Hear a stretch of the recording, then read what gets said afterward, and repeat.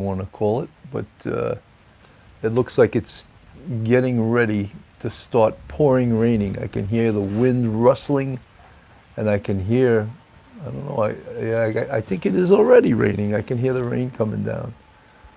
When the rain comes, they run and hide their heads.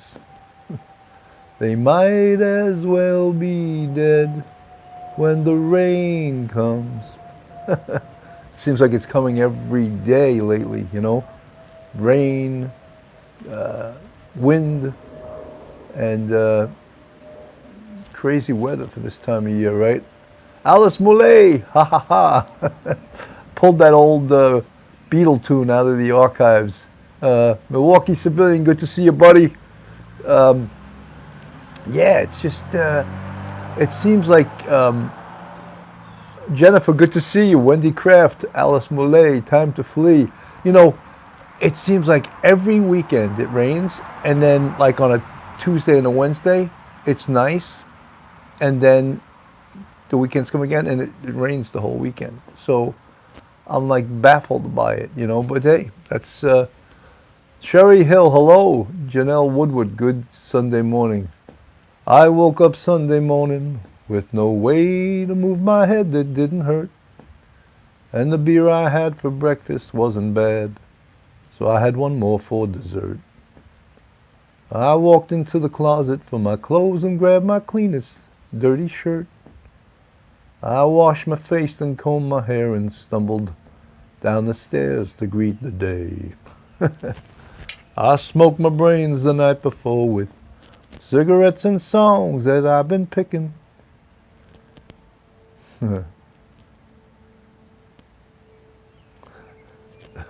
I'm glad I can bring a smile to your face. Christopherson, yeah, that's a great song, isn't it? It's such a great, I saw him recently on some video, and he's really, really old now, and he can hardly sing at all, but it was sad. He was such a great, great songwriter. Me and Bobby McGee, that probably put, that's probably the only song he needed to be rich for the rest of his life, you know. And other people made it much more famous. Janis Joplin, of course, owned that tune, right? Busted flat in Baton Rouge, waiting for the train, feeling nearly faded as my jeans. Bobby thumbed the diesel down just before it came, rode it all the way to New Orleans. I pulled my old harpoon out of my dirty red bandana. I was blowing sad while Bobby sang the blues, with those windshield wipers slapping time and Bobby clapping hands. We finally sang every song that driver knew. Well, he was such a great songwriter. Some of the greatest. I love the line he has in that song. It says, "I trade all my tomorrows for a single yesterday, feeling Bobby's body next to mine." What a unbelievable, great line that was. You know, he's a smart. You know, he was a Rhodes Scholar. Chris Christopherson, amazing, right? Real smart guy, but unbelievable, unbelievably great song. And his songs were, from a musical standpoint, very simple, like 3 chords. A lot of them, 3-chord songs that were just amazing, you know. Songs, and the lyrics. I mean, you know, a great, great poet, you know, that could write those great lyrics to those songs that captivated everyone, you know. 46 people in the chat, 15 with the thumbs up. Today, guys, I'm not really going to talk much about any crime cases. I'm just doing like a little Coffee with Cannon episode to talk with you guys, and you know, Sunday morning coming down, you know. Have a little repartee with the folks who are fans, subscribers, friends of the show. And I got my Jupiter, Florida hat on. I wonder what it's like in Jupiter today. It must be really hot there, and I know the weather in Florida in the summer can be unpredictable. And BB2, little clapping. Ugly. Hi there. I love that name. You Ugly. What a great screen name. But some people have amazing. Cheryl, good to see you. Good morning. Good morning.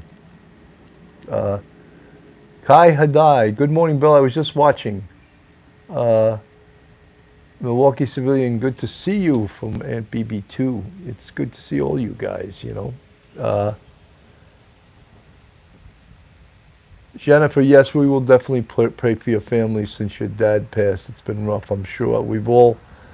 I'm sure there's not a person in the chat who hasn't lost someone in the past few years. You know, that includes me, you know, last, I guess, you say last 7 years I lost my dad and my mom. Last year I lost my mother, you know, and prior to that I lost my younger brother. So life spares no one, you know. We all, whether you're rich, you're poor, you're sick, you're healthy, everyone is touched by the same things. Sani from North Carolina, hello. Krista fan always. Jennifer, prayers for you. Lost my father recently too, lifting you in prayer. Absolutely. The police off the cuff family will lift you up in prayer, Jennifer. Michael Allen, the great equalizer. Yeah, life, you know, reality, you know. Jennifer, sorry, but it's okay. You know, I mean, look, we all are touched by this. We all are touched by the realities of life, the good things. Donna Lehman from Las Vegas. Viva Las Vegas. Viva Las Vegas. Viva, viva, viva. Oh my God, I was on key. I actually hit the right pitch. So yesterday I went to a concert, an outdoor concert, and it started at 12 noon, but the best bands or the better bands came on later in the afternoon. So we left at 4 to go there, and it was a torrential downpour. So you got to realize this concert was outside. And so we drove there, and my wife was like, what do you want to do? I said, well, let's just wait. The rain will stop, and we'll go in then. And that's what we did. The rain stopped. We went, and it didn't rain the rest of the night, and we got to see the Allman Betts Band. So I don't know how that all works out. The one Allman was Greg Allman's son. I forget his son's first name. And the other member by blood relations of the Allman Brothers was Dickie Betts' son. And I don't know how that works with the, do they get permission to play the songs? They get permission to use the name Allman Brothers, in this case, Allman Betts Band. No, Kedj Hadai, Elijah Blue is the son that Greg Allman had with Cher. I don't know what Elijah Blue does, but he's not in the band. It's his son. I don't know who the mother was of Greg Allman's son that's in this band, but it's not Elijah Blue. It wasn't Cher's son. Sergeant George Eshog, good to see you, buddy. Anyway, so you're all dying to hear how were they? And as I said, I don't know what the deal is as far as do they get to play Allman Brothers tunes, and do they have to get permission to do that? I mean, that name must be licensed, right? They can't just give it to them. Anyway, Milwaukee, sorry to be a pest, but you have covered Keishant. I didn't really, I thought Keishant Sewell, guys, if you don't know, you're not from New York, he was the recent police commissioner who had a fantastic run, but the run was way too short. It was maybe a year and a half. And everyone loved her. I never heard a single person say a bad thing about Keishant Sewell. She was formerly the Nassau County Police Chief of Detectives. She was absolutely solid. The problem was she had to answer to too many people, and she didn't like that. And I don't blame her.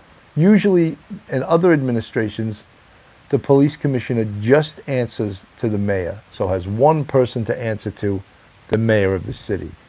In this instance, he had the police commissioner answering to the mayor, I believe a deputy commissioner, deputy mayor, and one other commissioner. I don't know, but so she had to answer to 3 people, and she wasn't having it. I think she dealt with it for a while and she was not digging it, you know. In fact, when Adams first got elected, when his first choice, and I forget the woman's name, she was a chief from another department, when she was told, New York Turtle 89, here's this week's, it went by already, New York Turtle, thank you for the $5 super sticker. The original woman that he chose, and I apologize for not knowing her name, she turned down the job right in the very beginning because of this very issue of having to answer. She said, I answer to the mayor, and that's it. And if that's the case, I have to answer to more people than the mayor, I don't want the job. So she turned it down, and that was Adams's first choice. Jessica A., hello, Billy from San Diego. Will you be attending CrimeCon in Florida? When is it, Jessica A.? Because I'm going to be in Florida from the end of October through the whole winter. Let me know when it is. Send me a police off the cuff, the number 1 at gmail.com. Send me an email. September. Wow, that's, you know, and where is it, Jessica? I'm going to look it up once I get off. CrimeCon in Florida, that would be a lot of fun to attend. Let me know where it is, Jennifer. CrimeCon, I'm dying to, because I could go to Florida in September. I have a place that, Orlando. That's not too far a ride from me. I'm in Jupiter. I could go stay at my place in Jupiter and take the ride there. I think that would be pretty damn cool. Christopher Fan, always, that would be fun to meet so many of the creators. Yeah, it would be. You know, I'm not, I don't need to meet them, but would it be fun? Yeah. Any excuse to get away, right? Yeah, it would probably be fun. I'm going to Isla Morada in November to go fishing with my sons. You need to move your reservation up, Sergeant Bill. Great opportunity. Jessica, I'm going to check it out, Jessica. And maybe I'll get straight out of Brooklyn, Phil Grimaldi, to show up. Thank you, Boone 538. Maybe I'll get Phil Grimaldi straight out of Brooklyn to take a ride with me. He'll be like Cousin Vinny, though. He'll feel like a fish out of water in Orlando. You know, he's used to being on those Brooklyn streets anyway. So, but I'll check it out. CrimeCon. It sounds like a good excuse to get away, right? I don't know if my wife's going to be digging this stuff. What do you mean you're going away again? You know, Urban Infidel, being the current state of the NYPD right now, would I want to be on that job right now? My answer is no. I would not want to be. There is an element of elected officials that are really cop haters, and they're doing everything they can to make the job of a New York City police officer that much more difficult. And as a result of that, who suffers? Obviously, the police officers do, but who suffers even more? The public, because the police officers are not going to be proactively doing their jobs. And even though, from what I understand now, there's a new PBA president, Pat Lynch, retired, and there's a new PBA president, and you know, he's claiming that officers have to work all kinds of ordered overtime that they didn't volunteer for. And so like when they want to go home, they can't. They're ordered to stay at work for whatever issues there are, whether it's a crime issue, a detail, whatever, but they're working all kinds of ordered overtime. And so the state of policing, and you asked that, I wasn't going to cover this topic, but you asked about it, and I'm certainly will comment on it. And it's not the job that I was on when I retired in 2011. It's changed a great deal from that date, not in a good way, in a negative way, you know. So, and again, as a result, who suffers but the public? The people that live in the city, the people that visit the city, criminals running rampant. The subways look like downtown Baghdad, you know, bodies all over the place, people just jumping the turnstiles with impunity, and them passing laws that makes that not a crime but a civil matter. Just the politics, you know. I didn't mean for this show to get political, but it always does, you know. Urban Infidel, crime may not be as bad as back in the 80s, but civility among the general public has deteriorated. Well, you know something, when you don't enforce the little things, like we talk about broken windows policing, when you don't let people know that it's not okay to urinate in public, that it's not okay to drink, have alcohol containers open in public. Now, from what I understand, there's a huge cloud over Manhattan, and it's marijuana smoke. You know, people are smoking all over the place. You know, and I have nothing against marijuana. You want to smoke it, go ahead. But does it really belong? People smoking it out on the street, is that that's not supposed to be legal to smoke it out on the street? But that's what's happening.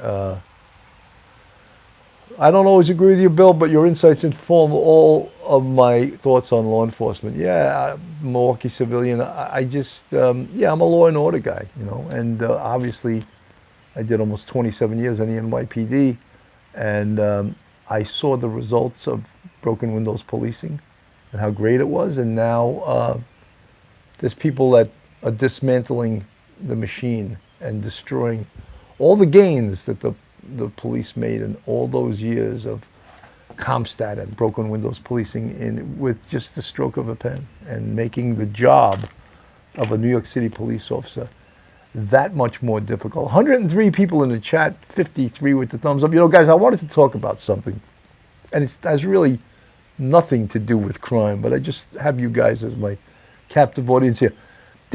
If you haven't noticed, Long Island is getting hit with a spate of shark attacks, and you know, what are the reasons for this? And just think of it. It's raining every weekend, so obviously less people have to be attending the beach because it's raining all the time. But yet the shark attacks are up. Last year, Josh is in the chat. Josh is our engineer, our great engineer. Saw that on YouTube. Last year, 8 people on Long Island were bit by sharks. Richella Pranzo, and Richella, I hope you made a nice birthday cake for Lieutenant Pete. I think today is his birthday, right? Lieutenant Peter Pranzo. Happy birthday, Lieutenant Pete.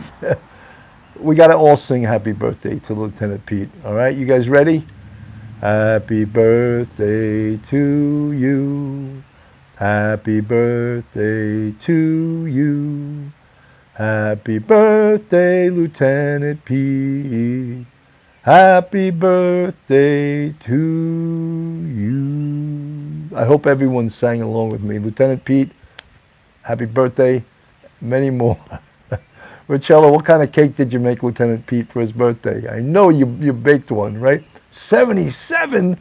Oh my God, you look fantastic. Imagine Lieutenant Pete 77.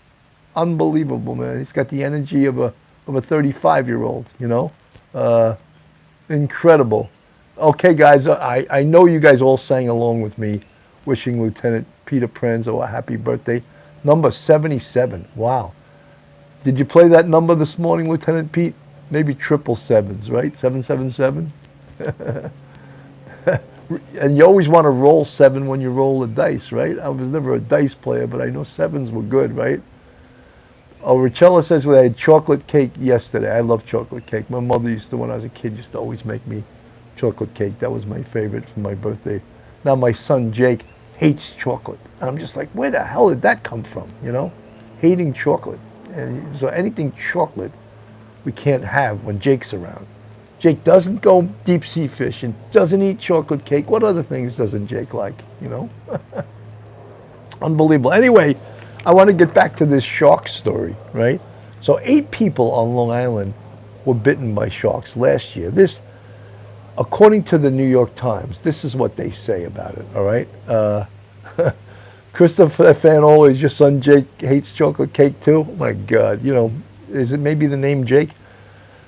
In regards to these shark attacks, several elements are at play. This is according to the New York Times.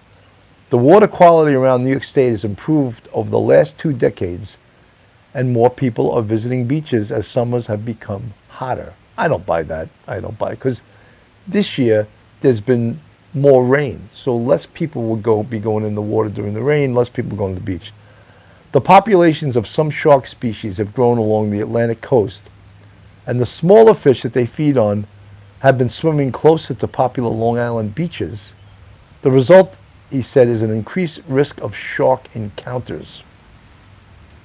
To stay safe, experts recommend not swimming at dawn or dusk. Duh. When predators are most active, swimming with other people and swimming only at beaches with lifeguards. People should examine the water conditions as best they can before swimming, because the presence of seabirds, dolphins, or schools of fish may indicate a food source for the shark. So what they're saying is, like, if there's a food source, then you don't want to be swimming near that food source, because the shark may mistake you for part of that food source and eat you or bite you, you know. So, and if you go swimming out in that school of fish, you're sort of entering the food chain. Sharks aren't typically interested in biting people, but they may do so by mistake. And if they do, people should be aggressive and fight back by hitting a shark on its nose or eyes. Yeah, you punch the shark right in the nose. I love these suggestions. Punch the shark in the nose. Hit him in the eyes, you know. Give him a black eye, you know. Yeah. But the likelihood of being bitten by a shark remains low. There was 57 unprovoked bites globally in 2022, according to the International Shark Attack File, a scientific database of shark attacks maintained by the Florida Museum of Natural History. Of those, 41, including one fatal encounter, occurred in the United States. 8 non-fatal incidents occurred in New York. That was last year. The sharks that swim near New York tend to be juveniles. Ooh, let's blame it on the juvenile sharks. Less than 16, I guess. I don't know what is the criteria for being a juvenile shark. Unlike in Cape Cod in Massachusetts, where sightings of great white sharks are also increasing, the National Oceanographic Atmospheric Administration typically records sharks over 10 feet long. Near Long Island, in comparison, most sharks are less than 6 feet long, and many are closer to 3 or 4 feet long. Anyway, so that's what's going on with the shark attacks. And here we have a rain attack. You hear that rain behind me? So I'm under my lanai, my cupola, whatever you want to call this. Everyone, Buttercup 203, why do you build me a buttercup, buttercup, baby, just to let me down, let me down. There's another old top 40 tune, Build Me Up Buttercup. So, Lieutenant Peter Pranzo, 77 years young. Legal-minded friends, Karen Cole, Ohio, everyone, that Duty Ron just finished. I know Duty Ron was doing a members-only presentation for his members, and I didn't really mean to cross over. I thought he was doing it at 11:30. He probably went over a little bit. Misdemeanor sharks are delicious. It depends. Shark steaks, yeah. Dawn Marie, yes, you hear that rain. Race you to the boy, Mr. X. Urban Infidel is in the chat.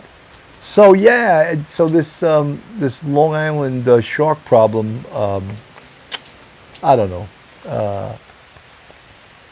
Joshua missed the redirect. It's okay. I think, Josh, it was a for members only live stream that Duty Run did. Just got back from my Bermuda vacation, Cindy Wigglesworth. I hope you had a good time. Milwaukee, Joshua, thanks for being a mod. Appreciate your work. Josh is our engineer, a mod. He does a fantastic job. Tina Wright, how are you? Good to see everyone. As you can see, I'm underneath my lanai, my cupola, whatever the hell you want to call this thing. I'm glad I didn't do the show by the pool today. I would have got soaking wet probably, you know, but it's okay. So, not that much happening with the Koberger case. I mean, potentially we may put something together this evening and come back on this evening. But you know, the last thing that everyone was talking about was the defense asking for access to the officers' training records so they could dissect those training records. Estelle Pretorius, how are you? From Australia, right, Estelle? Wow. Misdemeanors, dying to go fishing. Fishing is exactly what it means, or else they would call it catching, right? I thought some maid on a boat said that to me one time. I thought that was pretty astute, because when you don't catch anything, you call it fishing. It's not, you don't always get something, right? Maisie T, oops, hi, I was just going to go for a swim in the Pacific. Now, don't worry about it. She's worried about the sharks. The little talk we had on sharks. The Pacific Ocean is cold and rough as hell, I've been to California. I was in Mission Beach, San Diego there. And the Pacific Ocean, I think it's a lot rougher than the Atlantic. And it's definitely colder, that's for sure. But you guys got surfers out there all the time. You know what's funny about California, and anyone that's from California, they have these groups of surfers, and they say it's, yes, Mr. Mino, I'd rather go catching too than fishing. They have these cliques of surfers, and apparently they surf in certain areas. And if you're not like welcomed or invited to that clique, they sort of make it known that you're not welcome in this clique. This is our surfing clique, and find your own spot type thing, Lisa Carver, heading to San Diego next weekend with the family. Good. San Diego has probably the best weather on this earth. Just, it seems like it rains every morning, and that's it. It doesn't rain anymore. Sherry Hill loved the Pacific Ocean when I was a kid. Yeah, it's, I was there one day, though, and it was really rough, and the lifeguards were making save after save after save. They must have saved, I don't know, right near where I was, like 4 or 5 people. And I remember I put on my my investigator's hat, and I interviewed this guy who was saved. And he was only in about 4 or 5 feet of water. And I said, were you really in trouble? And he looked at me and he goes, yeah. And I said, and what would have happened if they didn't save you? He goes, I would have drowned. And I was like, wow, it's that rough? And he goes, yeah. He goes, I couldn't, I was going under. And he goes, I couldn't stop going under. It kept knocking me back down. And that lifeguard saved me. And I was like, wow. The lifeguards in California, they earn their money. I'm not saying the Jones Beach lifeguards don't earn their money, but in California, man, they're making saves like left and right out there. It's not like Baywatch, Live in Las Vegas, Lisa Carver. Yeah, I mean, Las Vegas got to be so damn hot this time of year, right? Over 100 sometimes, 100-something degrees. So we were talking about, just touching upon the Koberger thing, the defense getting access to the training records. So you know where they're going to go. They're sort of telegraphing what they're going to talk about when and if this case goes to trial. And we all know that the case is supposed to start October 2nd. That sounds awfully ambitious. It sounds very soon for them to be starting. Guys, 142 people in the chat, 87 with the thumbs up. If you haven't put your thumbs up, give thumbs up. And if you're not subscribed to Police Off the Cuff, Real Crime Stories, go on our YouTube, hit that subscribe button, give us a thumbs up, and ring that bell. Ring my bell, ring my bell. Ring the bell for Police Off the Cuff, Real Crime Stories. And if you want to support us, we have a Patreon with 3 different levels, and we have a YouTube channel membership, which, it's funny, Bill, where do I send links for current cases? No, send them to Police Off the Cuff, one word, the number 1 at gmail.com. So Police Off the Cuff, the number 1 at gmail.com. I read all the emails. Sometimes it gets overwhelming to respond to all of them because I'm the only one that does that. Not complaining, but it does get... Buttercup, are you a Miami Marlins fan? No, I'm a New York Yankee, and I'm not really a Met fan. A Yankee fan and a New York Jet fan. I've been a Jet fan since I was a young kid. And I also root for the Giants too. That's really not my team, but I root for the Giants too, except when they're playing the Jets. But the Giants, by far have been a more successful franchise than the Jets. The Jets haven't won a Super Bowl since 1969. Wow. You know, Joe Namath, the great quarterback of that 1969 Jet team, he lives in near Jupiter. He owns 3 restaurants, or has an interest in 3 restaurants in Jupiter. And he lives in a town right outside of Jupiter called Tequesta. And people see him around the neighborhood. They see him at the supermarket, and supposedly he's friendly as all hell, you know. And it's amazing. I think he just turned 80 years old. You know, I also saw in the news recently Emerson Boozer, and I know maybe some of you hardcore old-time Jet fans remember him. Emerson Boozer was a halfback for the Jets, but it was sort of strange back then. The halfback was the blocking back, and the fullback on the Jets offense back then carried the ball, because the fullback was a guy named Matt Snell, number 41, and Emerson Boozer was number 32, and Emerson Boozer just turned 80. I love to see all these old Jets still alive and still. Tina Wright, yeah, I like this color too. It's more like the tropical color, you know. So yeah, Emerson Boozer, 80 years old. I saw a picture and I was like, wow, amazing, man. He was such a great athlete. Matt Snell, Matt Snell. I'm going to say something somewhat controversial here to Jet fans.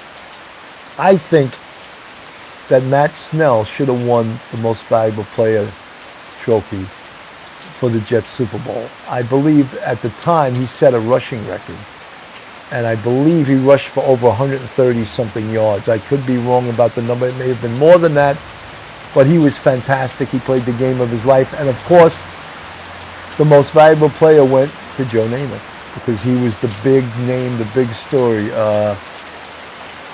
Michael Allen, there's only one reason a team is out, the owners are cheapskates and they won't. Yeah, you know something, there's some truth to that. But the other thing is that they make the wrong picks, you know. How did the Kansas City Chiefs make the right pick for Mahomes? How did they know? And he didn't start his first year. Mahomes didn't start, I don't think, till his second year. And I don't know, someone just says, does OJ live in Florida? I have no idea where OJ lives. Frisco Pisco, good to see you. Love that name, Frisco Pisco. Guys, as you can see, this weather, it's coming down today, you know. This rain is coming down. When you get caught between the moon and New York City, I know it's crazy, but it's true. If you get caught between the moon and New York City, the best that you can do, the best that you can do, the best that you can do is fall in love.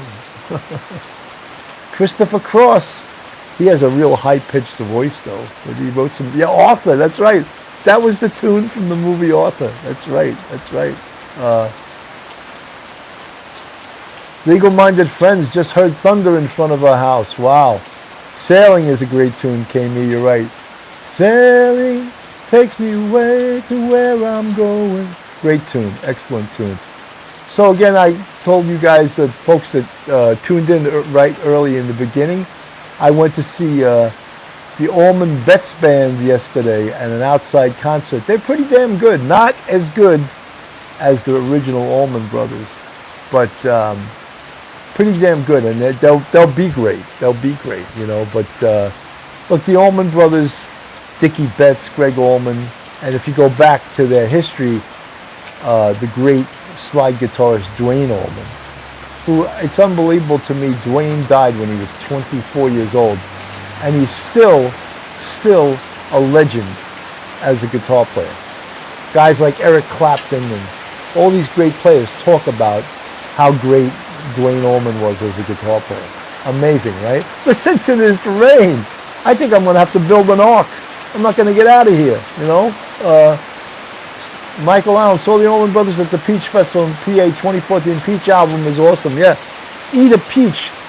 They had a sense of humor. Do you know that Dwayne Allman his motorcycle accident involved a peach truck, and that's why they named that album Eat a Peach. I mean, a sense of humor even in the death of their greatest, one of their greatest members, right? DK, age 74, he was already an established session player. Think of how, I mean, to get that great by the time you're 24 years old, I mean, it's like incredible, you know, like how did he become so good so fast, you know? Eat a Peach, and that live album, Live at the Fillmore East, oh my God, that album is unbelievable. Wake Up Mama, Statesboro Blues, turn your amp down low. I said, now wake up mama, turn your amp down low. That's a great tune. Statesboro Blues, an old blues standard that the Allman Brothers made their own, you know. So this is Coffee with Cannon, backyard beverage, the Weather Channel. This should be a great weather channel, right? Here I am, like out in the pouring rain. I should have an umbrella, except I got a roof over my head, so I don't need. I'm not getting soaking wet. You can see all around me is getting soaking wet, you know. So unbelievable, right? Unbelievable. So yeah. So Cherry Hill, some rain in New Mexico, just enough to make it humid. Yeah, well, rain cools. Al DiMiola and family say hello. Best acoustic set ever next tour, Bill. Al DiMiola is a beast. That Elegant Gypsy album, and the tune that I was mesmerized by the great guitar playing is called Mediterranean Sundance. If anyone could, you can even YouTube that and listen to it. It's an incredible. I think it was Al DiMiola, Paco de Lucia, and John McLaughlin on Mediterranean Sundance. Probably three of the greatest jazz flamenco type guitarists in the world, and it was just an incredible piece of music, you know. Lieutenant Pete, 77 years old today.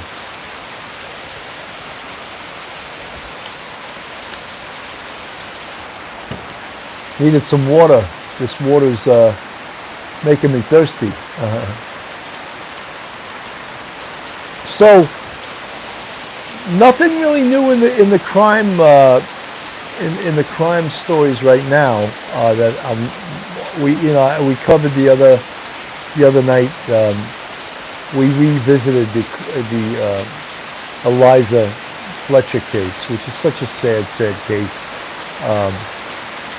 That Cleotha Abston Henderson, now they added a third name to this aspirant to the death penalty. That's why we revisited the cases, because the prosecution has decided to go for the death penalty in the Eliza Fletcher case, which I think is very suitable for what occurred. You know, a kidnapping off the street, an attempted rape, just ridiculous what occurred there, and it's depressing to even talk about that case, you know.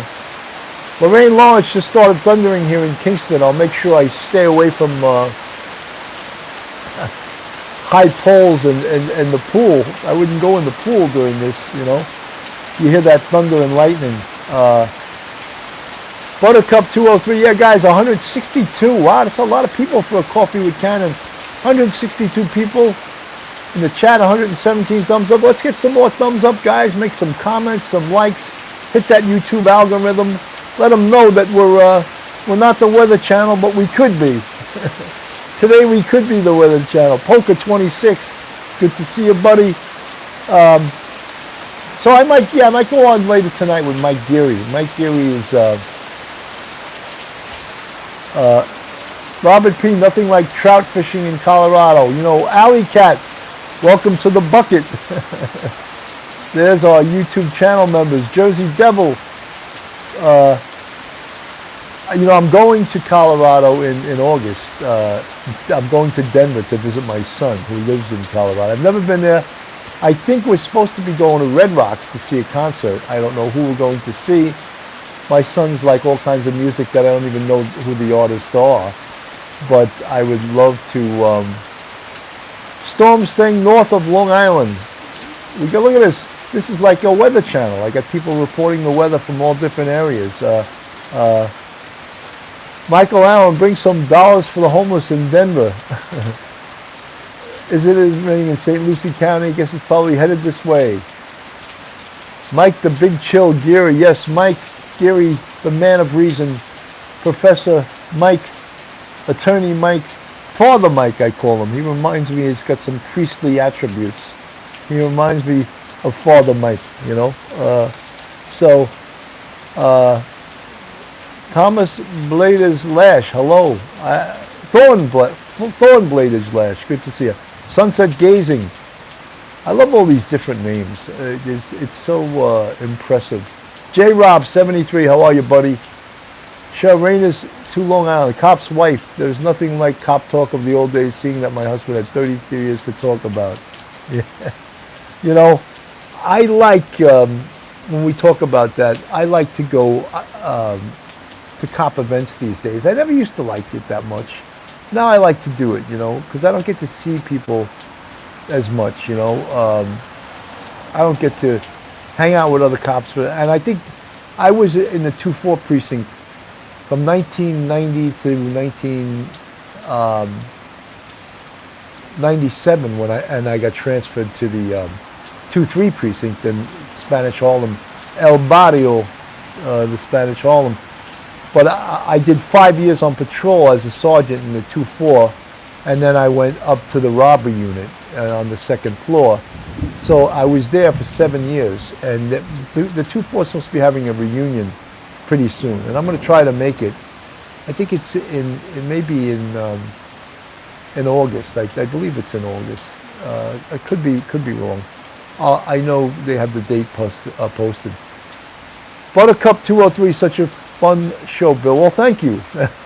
It's Coffee with Cannon, Backyard Beverage, Bitchin' with Bill, the Weather Channel, Crime Time, whatever you know. I don't want to steal Duty Run's name. Coffee, Cuffs, Cannon, and Criminals, whatever. Poker 2-3 precinct 86 to 90 was there. Wow.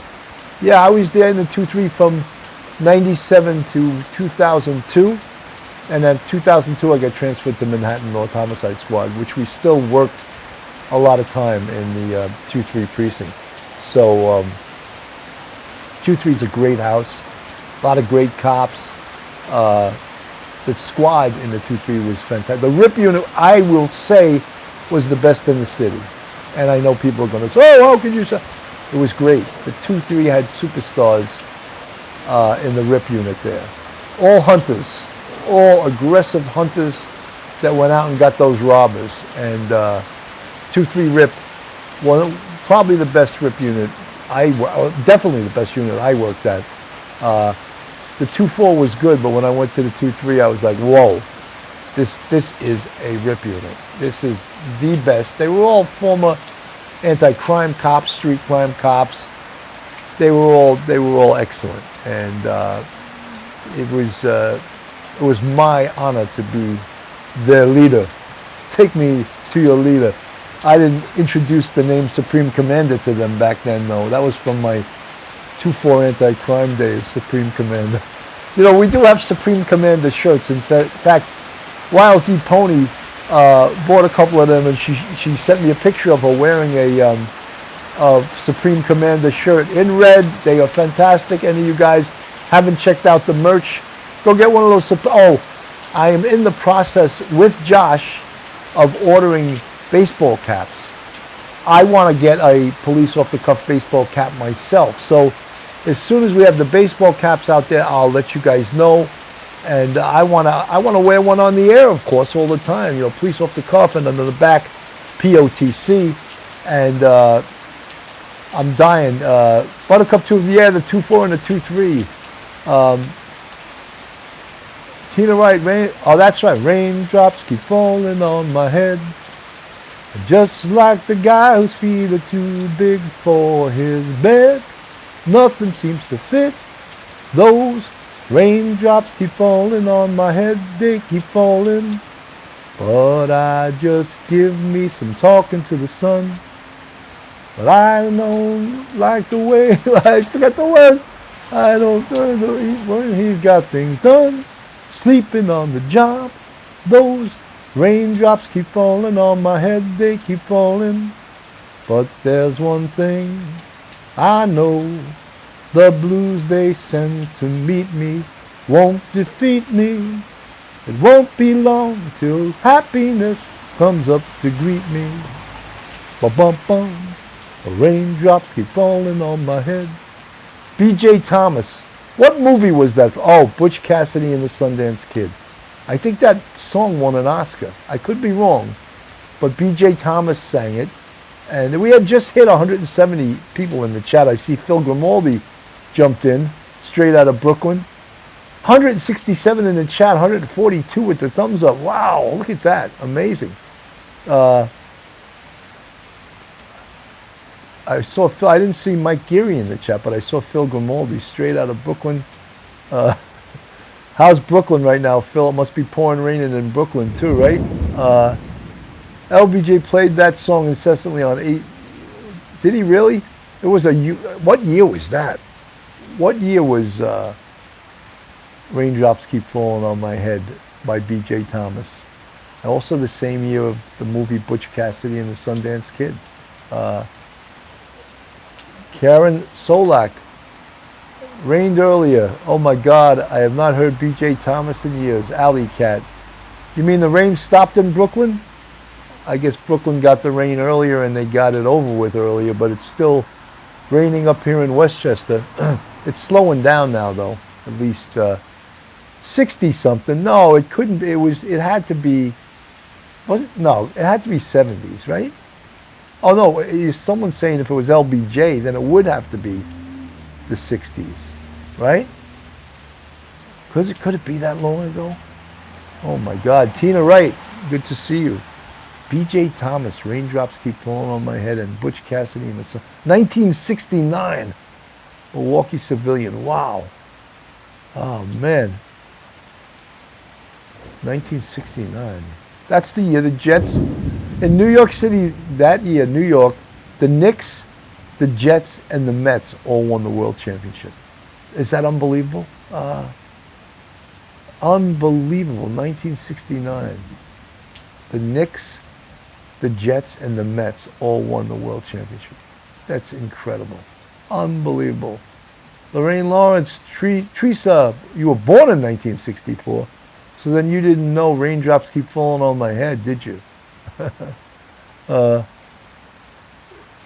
I just run into the house. I'm not going to get that wet. I'll just get a few drops on me as I run into the house. We're at 48 minutes, guys. I got like 2 minutes left, and it's been great talking to you. You know, it's been tremendous talking to you guys. A Sunday afternoon. What better than doing a coffee with Cannon, a backyard beverage, bitching with Bill, coffee cups, Cannon, and crime. Every other name you could come up for this show, we came up with. Phil Grimaldi says he remembers hearing that song in his car when he was on his way to school as a kid. You know what tune I remember was such a huge hit was Maggie May, Rod Stewart. And I remember going to baseball practice and hearing that tune, and it was AM radio in New York, 77 WABC. Wake up, Maggie, I think I got something to say to you. It's late September and I really should be back at school. I know I keep you amused, but I feel I'm being used. Well, Maggie, I couldn't have tried anymore. What a great tune that was, right? Had the mandolin lead in it, and great tunes, right? You know, I'm going to have to make a top 40 show here, you know. Well, Coffee with Cannon's going to become a top 40 radio show. Guys, I got about 30 seconds left. I want to thank everyone for coming by today. Even with the inclement weather, the rain falling and everything, all you guys are here in the chat. We hit 170 something people in the chat, which is pretty damn good, you know. 150 people with the thumbs up. Guys, we may go on tonight. I got to do my research, see if there's anything new we can cover relative to Coburg or any other case. And I'll be seeing you guys. Again, thank you so much for tuning in. Have a great day, a happy Sunday with your friends, your family. God bless.